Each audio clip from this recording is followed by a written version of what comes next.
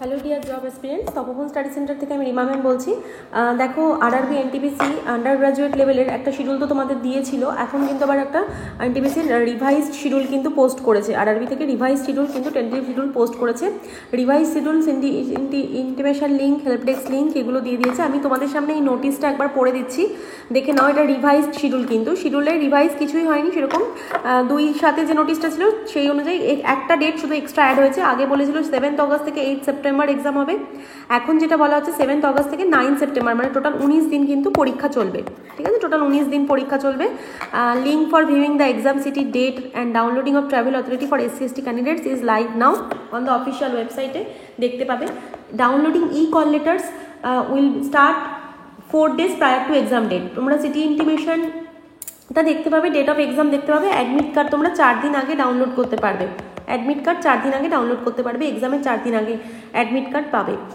SMS আর emails send করাবে, তোমরা একটু কেয়ারফুল থেকো। SMS বা ইমেলে তোমাদের নোটিফিকেশান চলে যাবে, ওটাও দেখতে পাবে। আর তোমরা যে ওয়েবসাইট থেকে তোমাদের অ্যাডমিট কার্ড ডাউনলোড করতে পারবে, যেটা আরআরবি ফর্ম ফিল আপ সংক্রান্ত ওয়েবসাইট rrbapply.gov.in, এই ওয়েবসাইট থেকে তোমরা অ্যাপ্লিকেশান রেজিস্ট্রেশন নাম্বার দিয়ে তোমরা কিন্তু মানে তোমরা অ্যাডমিট কার্ড ডাউনলোড করতে পারবে। তোমরা অলসো ফরগেট পাসওয়ার্ড লিঙ্ক যদি কেউ ভুলে গিয়ে থাকো তাহলেও সেটা লিঙ্কটাও গিভেন আছে লগ ইন পেজে টু রিট্রিভ দেওয়ার পাসওয়ার্ড।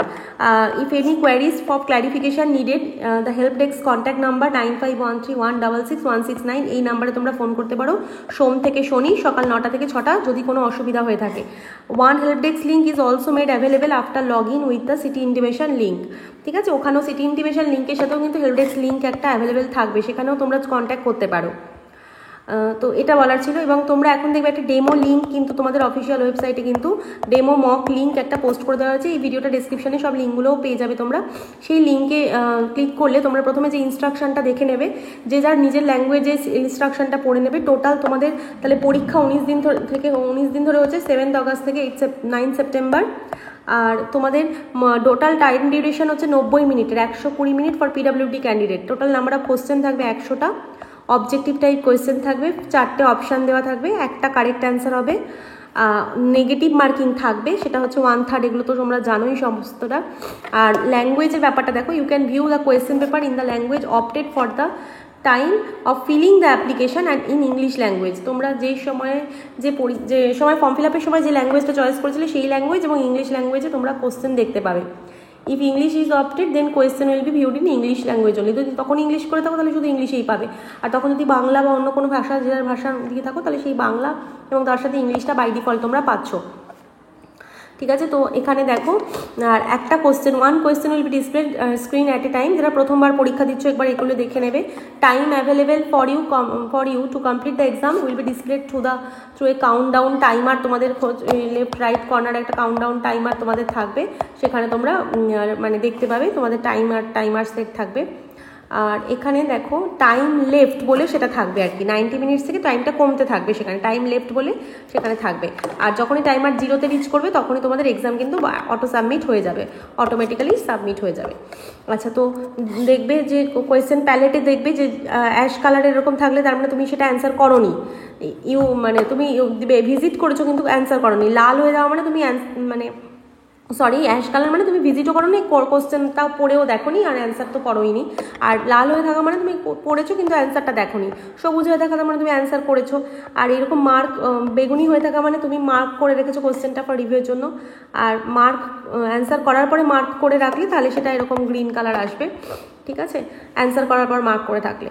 তো এই অপশানগুলো তোমরা দেখে নেবে। আর তোমাদের এখানে ক্লিয়ার রেসপন্স বলে নিচে দেখবে সেভ নেক্সট অপশান থাকবে। প্রত্যেকটা কোশ্চেন অ্যান্সার করার পরে তোমরা সেভ এবং নেক্সট এই বাটনটা অবশ্যই ক্লিক করবে। সেভ অ্যান্ড নেক্সট বাটনে কিন্তু অবশ্যই ক্লিক করবে কোশ্চেন করার পরে। ঠিক আছে, ক্লিয়ার রেসপন্স বলেও তোমাদের একটা অপশান থাকবে, তোমরা দেখে নেবে। ওখান থেকে তোমরা কোশ্চেন অ্যান্সার ভুল মনে হলে সেটা মুছে আবার নতুন করে ক্লিক করতে পারো।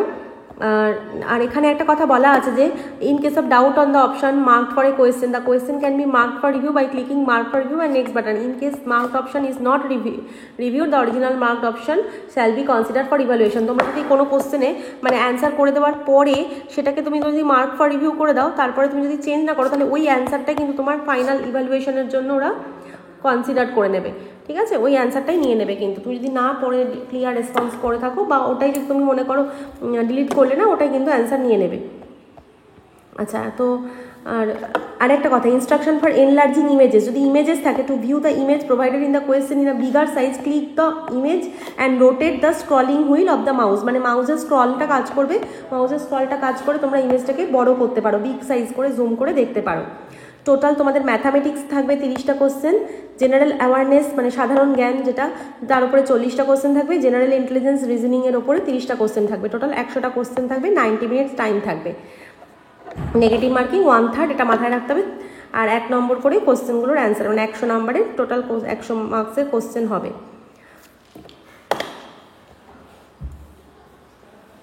আর এগুলো সমস্তটা তোমাদের যেমন মনে রাখতে হবে যে তোমাদের নিজেদের যে সমস্ত মানে তোমাদের ডিউরিং এক্সামিনেশন ফটোগ্রাফ এবং বায়োমেট্রিক উইল বি ক্যাপচার্ড, ঠিক আছে। তো পাসপোর্ট সাইজ ফটোগ্রাফ পেস্ট করে তোমাদের RRB foil of the E call letter, সেখানে তোমরা কী কী নিয়ে যাবে, তাহলে আর অ্যাডমিট কার্ডটা নিয়ে যাবে, সেখানে তোমরা হচ্ছে যে তোমাদের ফটো মানে পাসপোর্ট সাইজ কালার ফটোগ্রাফ তোমরা নিয়ে যাবে। আর তোমরা নিয়ে যাবে হচ্ছে আধার কার্ড নিয়ে যাবে, তোমরা আধার কার্ড নিয়ে যাবে, বায়োমেট্রিক ভেরিফিকেশনের জন্য অবশ্যই আধার কার্ড তোমরা নিয়ে যাচ্ছ। তাহলে অ্যাডমিট কার্ড, অরিজিনাল মানে তোমাদের পাসপোর্ট সাইজ ফটোগ্রাফ, ফটো, আধার কার্ড, আর একটা অরিজিনাল আর একটা ফটো আইডি প্রুফ তোমরা নিয়ে যাবে, ঠিক আছে। অরিজিনাল আর একটা আধার ছাড়া অরিজিনাল ফটো আইডি প্রুফ কিন্তু তোমরা অবশ্যই তোমরা নিয়ে যাবে। এই 4টে জিনিস তোমরা ভুলবে না, অবশ্যই মনে করে নিয়ে যাবে। অ্যাডমিট কার্ড বা অ্যাডমিট কার্ডের আরআরবি ফয়েল যেটা, সেখানে কিন্তু ই কল লেটার মানে যেটা আছে আরআরবি ফয়েলে, সেখানে তোমাদের পাসপোর্ট সাইজ ফটোগ্রাফ পেস্ট করে দেবে, এবং তার সাথে তোমাদের আধার কার্ড নিয়ে যাবে, এবং আরেকটা আধার কার্ড ছাড়া আরেকটা অরিজিনাল ফটো আইডি প্রুফ কিন্তু অবশ্যই নিয়ে যাবে। আর তোমাদের কিন্তু বায়োব্রেক বা movement out of the lab is not permitted after the biometric or LTI capture and photo ক্যাপচারের পর কিন্তু আর পারমিশন থাকবে না মানে ওয়াশরুম ইউজ করার।